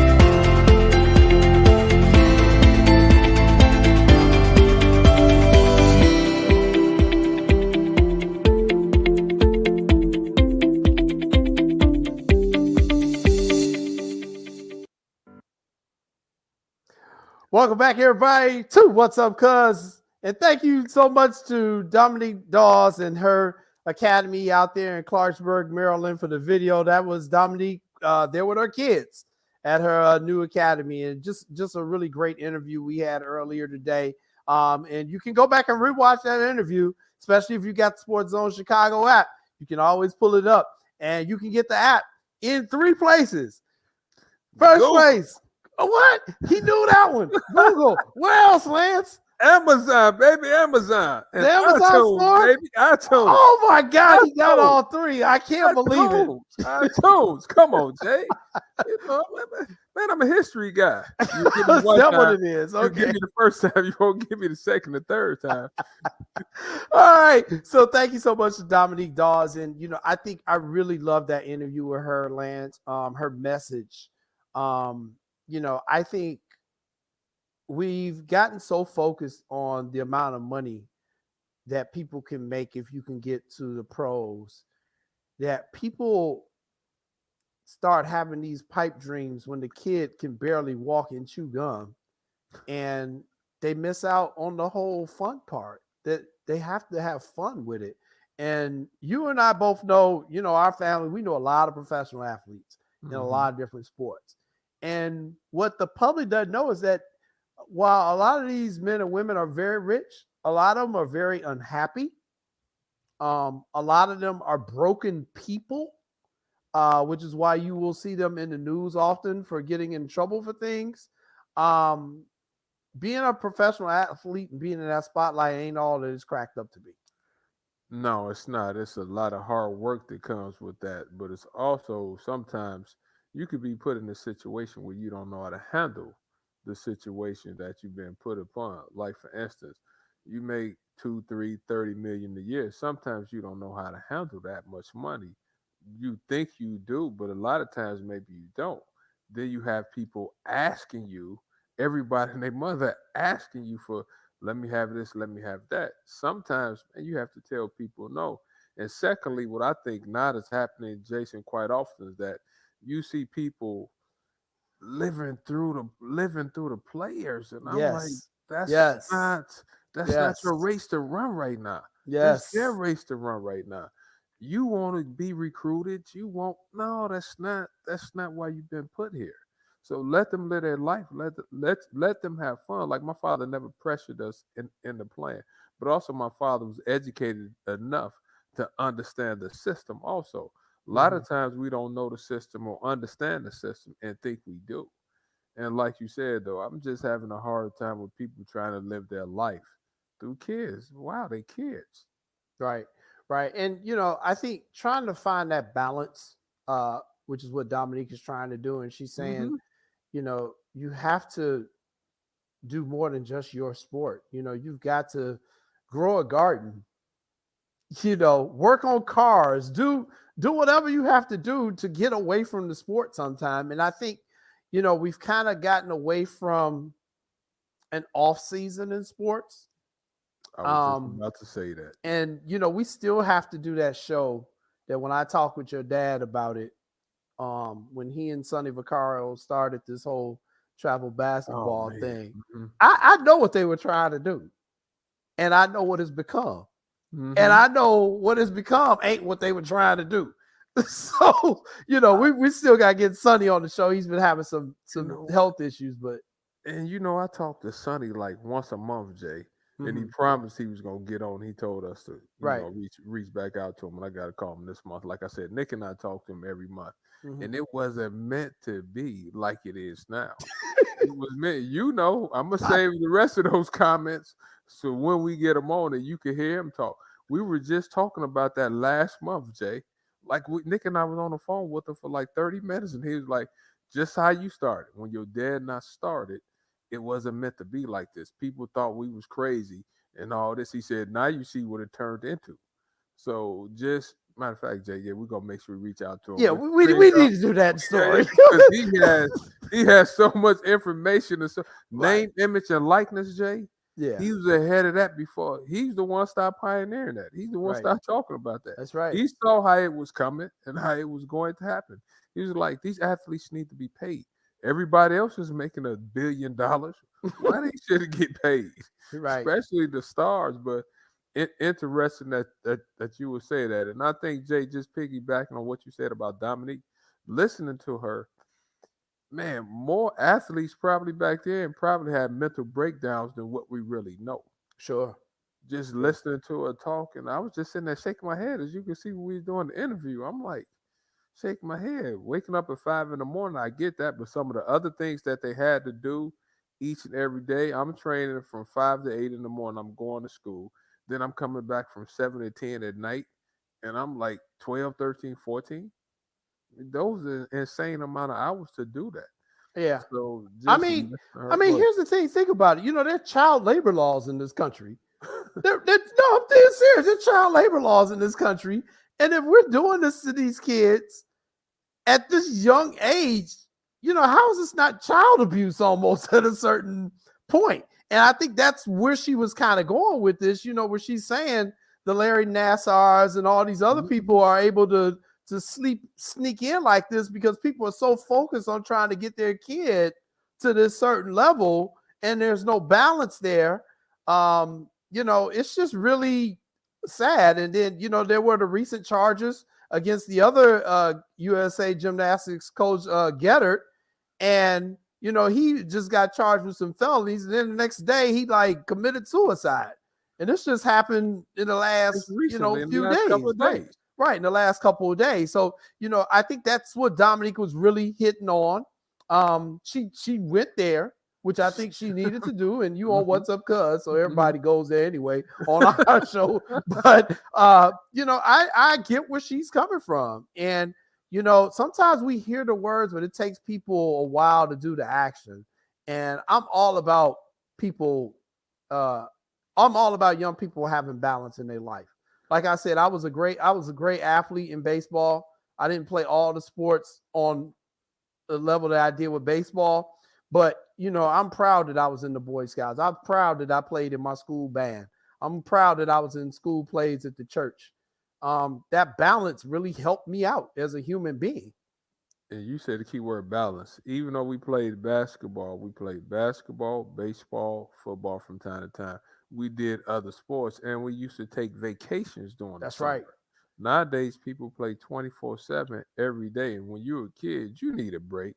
You need an outlet. So we didn't have to play every day. Like you said, it was different sports, different activities. I was a Boy Scout. So Cindy was a Girl Scout. Byron was a Boy Scout. We did swimming. We went to Chicago State when they had that sports program. Project Excellence in Chicago State. I couldn't think of the name of that. We did that. So we went up there to did that. So everybody was doing different programs back then. Now it seems like stuff is so centralized. You do one sport, we're going to play all day, every day. And that's it, where you don't get a chance to discover other activities and discover other talents that you might have. Right. And speaking of which, Chicago State, your brother Mac was a heck of a swimmer. A heck of a swimmer at Chicago State, where he'd be up there jumping off the diving board and doing. But like, Mac, I ain't doing all that. And by the way, happy birthday to my cousin Mac. His birthday was yesterday. Mac up there diving off. Mac already big. I'm like, all right, you gonna bust your head. I'll have to go get Aunt Louise if you sit up here doing a 15-foot dive. Your big butt. But anyway, happy 50th, Mac. Almost got happy birthday. I mean, Jay, he had his Zoom yesterday. I'm not gonna get started. He had Equipment Dylan on there, Sean Marion.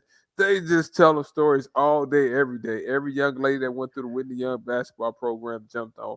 So happy birthday, Mac. But like you said, though, Mac hit one of the farthest home runs out of Williamsport in Little League. That's right. Everybody's doing different stuff, Jay, but you touched on some things that need to be talked about. These kids need a break from time to time. I think I'm going to take my break. I'm going on vacation I agree with every you. year. You I get agree wore out. That's right. And you said it. These kids need family vacation. They need, hell, the Black family reunion ain't what it used to be, in the last generation. Those are all important things, and they make you better people. I actually think they make you better athletes because it gives your body a chance, some time to recover as well. So even Jay, let me say this real quick. Coaching in college, my first year I was tired after the season. Last year, Jay, I was so tired after the season. I just wanted to lay down for about a week or two. I was mentally exhausted, drained. You going through what you're going through. You catching a bus, you flying. People think it's glamorous. It's not that glamorous. I was so mentally and physically wore out last year. Man, I didn't know what to do. So let's talk about this coming weekend. Down in the ATL is the NBA All-Star weekend. It's this weekend, right? Am I right? Is it? I'm not sure. I think it's this weekend or next weekend. So here was my thing. So remember at first they weren't going to do the All-Star weekend thing, right? Because of COVID. Then the season gets started. They're like, yeah, we'll do this. So LeBron was like, what are you talking about? Why are we doing this? Now, I know I can ask you this question. I should have got cousin Cindy on here because Cindy go to every All-Star weekend. That's like her party. I should have got your sister on here. But what are your thoughts on having the NBA All-Star weekend this year, Lance? I think with COVID, if it was any year, you probably could have pushed it this year. But with that being said, though, it is the NBA All-Star game. We know it generates revenue. So at the end of the day, we know most of the time it's about the revenue. So with that being said, I think the guys, they need a break, especially for people who played deep into the summer or winter. We might as well say they played into the fall. Yeah. Like they had 72 days off. That's not enough time, man. I felt what LeBron was saying. He was like, I want my 7 days rest, y'all promised me. I need a break.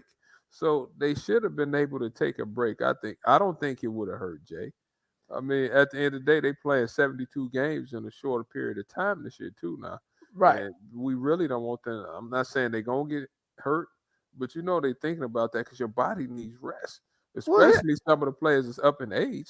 Well, here's my thing. Okay, so first of all, no, they shouldn't be doing no NBA All-Star game this year. Second of all, y'all doing it in Hotlanta, the party capital of black people in the United States.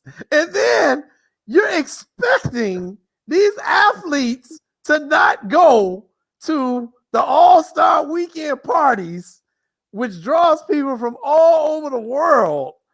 You expecting these young dudes not to go out partying, but you want them to participate in the All-Star weekend festivities. This is just pure malarkey. Hey, Jay, and 24 hours ago, I was in Atlanta, okay, because I just got back from there. Ain't nobody wearing no masks. Let me tell you this story. So my wife and I, we had to fly down to Miami this weekend, pick up a car, driving back to Chicago. I get on a Boeing 777 American Airlines jet. That's the big ones that they fly international. Mm-hmm. So I'm like, okay, cool. You know, the middle seats are open. It'd be cool because if they hold 300 people. I'm sitting in there and I'm like, man, this plane getting full. Man, this plane getting real full. Okay, what happened to the middle seat thing?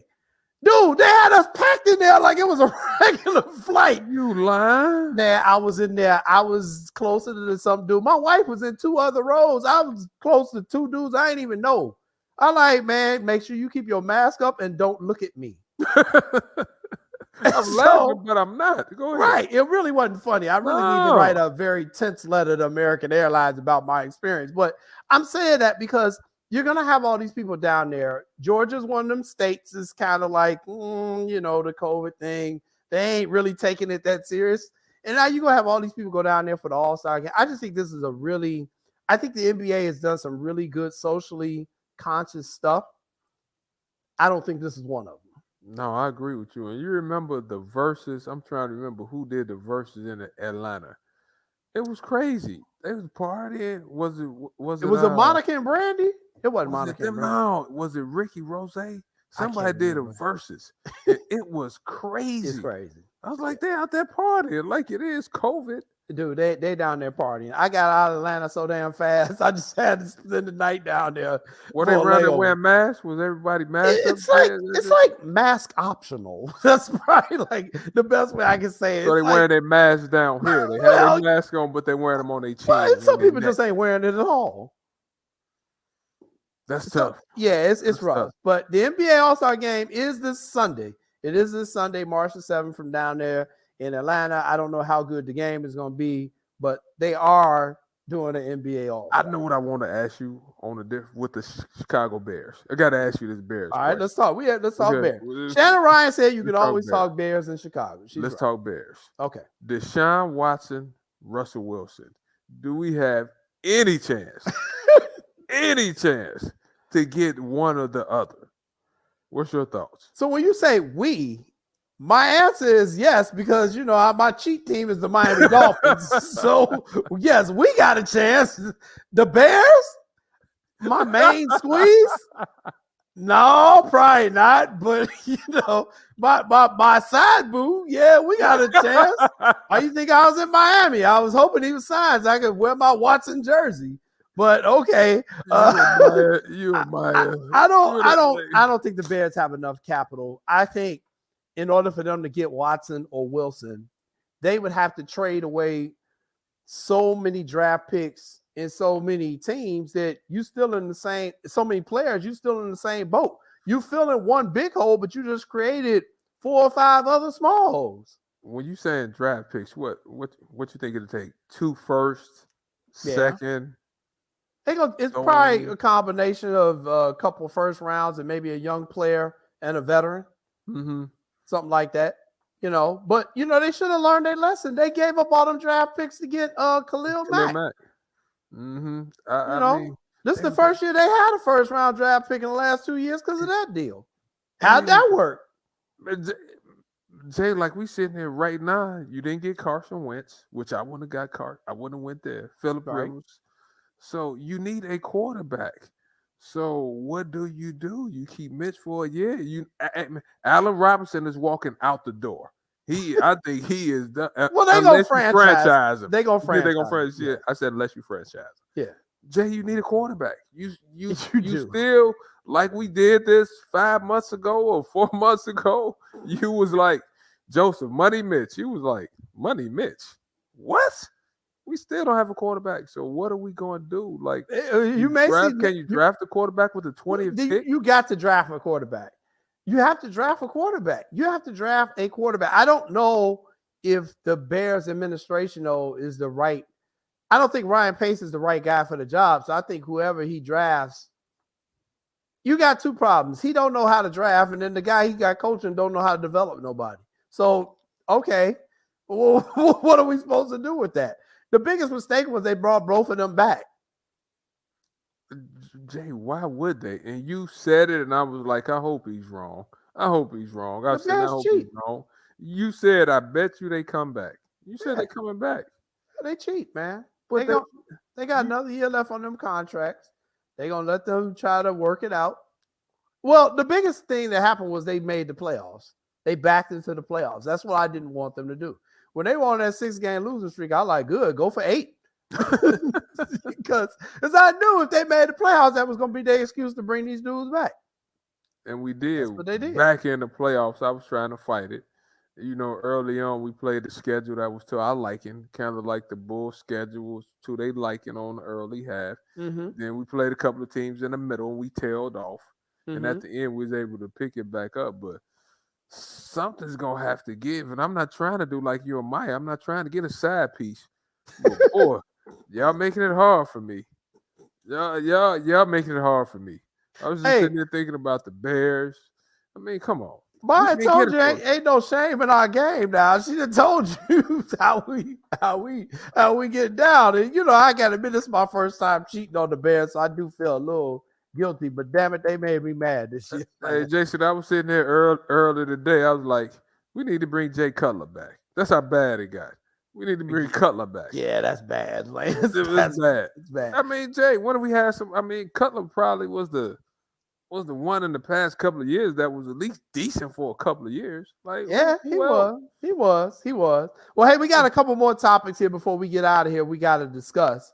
I wanted to bring this one up, and I'll get Maya to chime in on this one.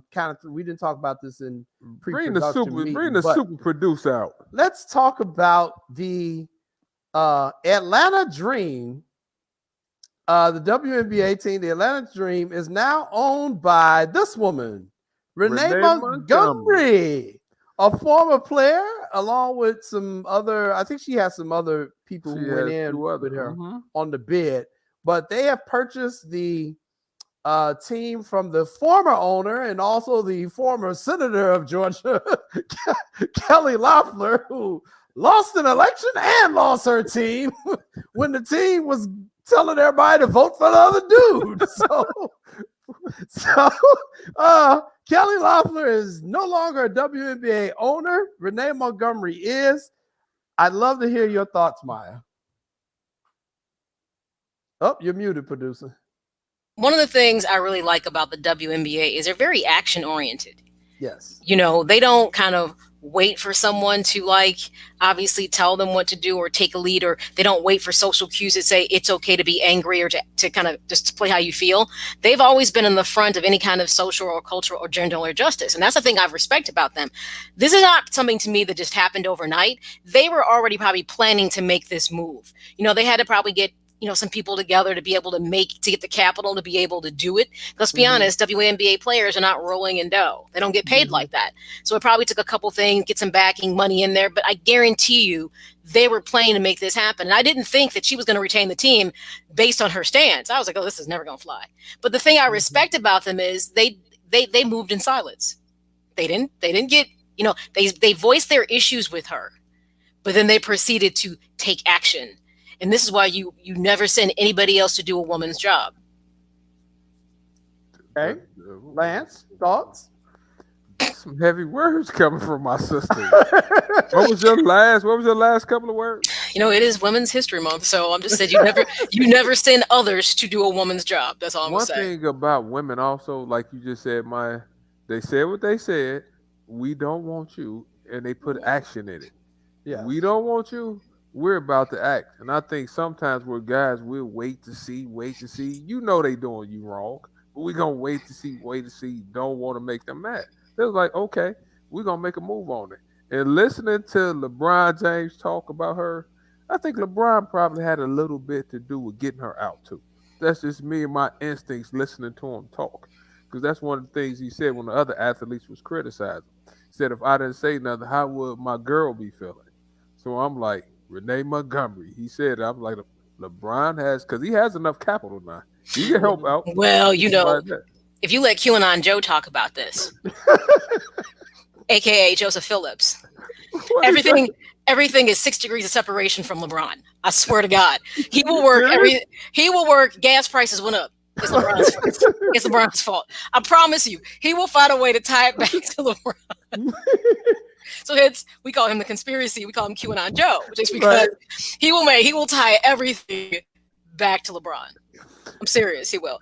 I mean, and I'm sure because and the thing is, quietly, that's something LeBron would back. He would totally do it. Trust me. They didn't have to break the bank to get this team. They didn't. Sure.